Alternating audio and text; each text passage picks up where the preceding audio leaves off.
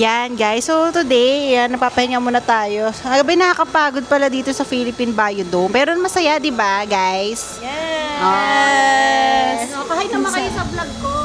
Hi vlog! Hi vlog! Nakakairita. Ayan. Ayan, so ang expectation namin, mga 6 o'clock kami matatapos. Kaso, medyo ano lang pala siya.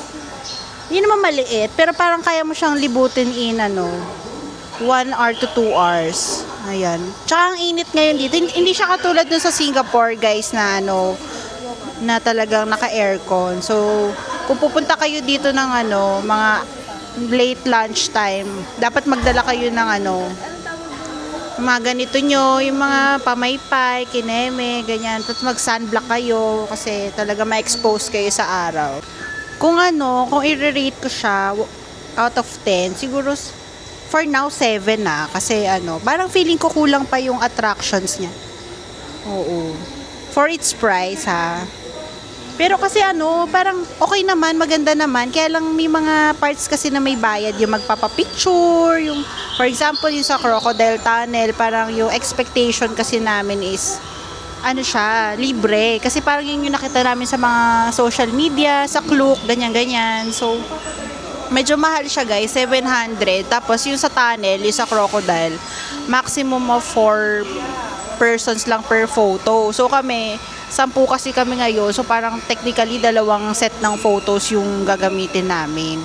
Tapos dun din sa may mga parot, dun sa loob na ng mismong Biodome, may bayad din yung picture. Good thing na lang dun sa may mga ibon na maliliit, siya, yung nice naman yung mga staff nila, parang inano na lang nila, libre na lang. Wow, libre na lang.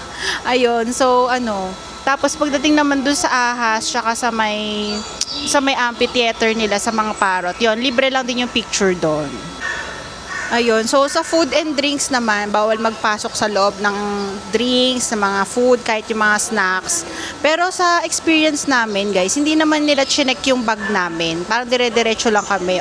And by the way, nakuha namin yung ticket namin through Klook. So na-book namin siya around 690 pesos. Pero if same day kayo magbo-book, 750 siya. So i-recommend ko na sa Klook na lang kayo mag-book para mas cheaper. So kailangan nyo lang mamili doon ng date kung kailan kayo pupunta, and no cancellation, tsaka hindi rin siya pwedeng i-rebook. So dapat sure na kayo sa date kung kailan kayo pupunta.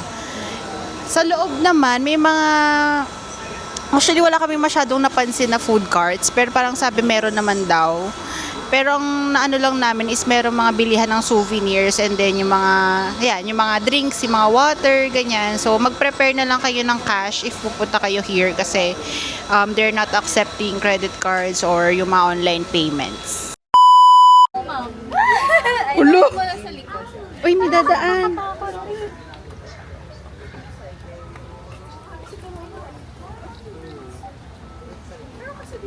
O, diba?